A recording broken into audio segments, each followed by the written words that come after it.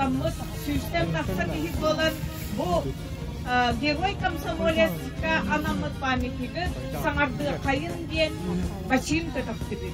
Оның бұл бүгінгі күнге бігі сақа народың бір легендарный героя, бір дайдулақпыт, Кеш Алексея памятниген себекке жүрбетін урам барамыт.